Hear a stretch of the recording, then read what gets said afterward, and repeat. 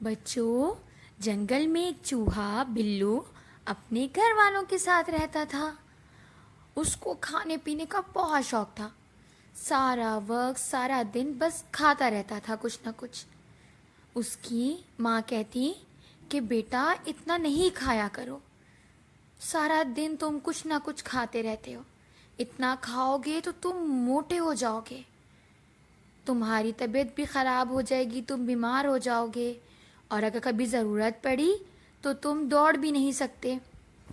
لیکن بلو بس یہی بولتا کہ ماں مجھے نہیں روکا کریں، مجھے کھانے دیں، اور کھاتا اور چلا جاتا۔ سارا دن بس بلو کا یہی کام تھا، کھانا پینا کھانا پینا۔ ایک دن جنگل کے بادشاہ شیر کی سالگرہ تھی۔ شیر نے سب کو اپنی سالگرہ میں بلایا۔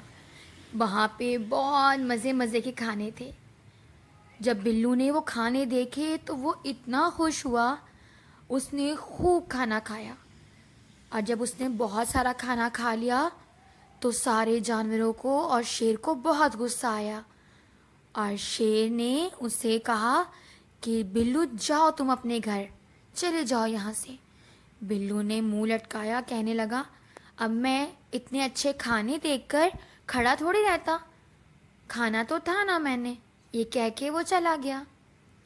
دوسرے دن اس کا دوست اس کو بلانے آیا اور کہا چلو ہم گنے کے کھیت میں جا کے گنے چوری کرتے ہیں۔ بلو نے کہا واقعی وہ تو بہت مزہ آئے گا، کیونکہ گنے کے کھیت میں تو اتنے جوس والے گنے ہوتے ہیں، ہم خوب کھائیں گے اور خوب مستی کریں گے۔ دونوں گنے کے کھیت میں جا کے چوری کرنے لگے گنے، اور انہوں نے جمع بھی کر لیے۔ لیکن بلو وہیں پہ گنے کھانا شروع ہو گیا۔ وہ گنے کھائے جا رہا تھا کھائے جا رہا تھا۔ اس کے دوست نے کہا بلو جلدی کرو، بعد میں کھا لینا، ہم کہیں پکڑے نہ جائیں۔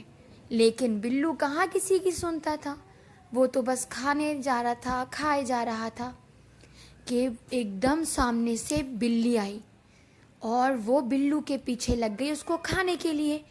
اب بلو کھا کھا کے اتنا موٹا ہو چکا تھا کہ بلو سے بھاگا بھی نہیں جا رہا تھا۔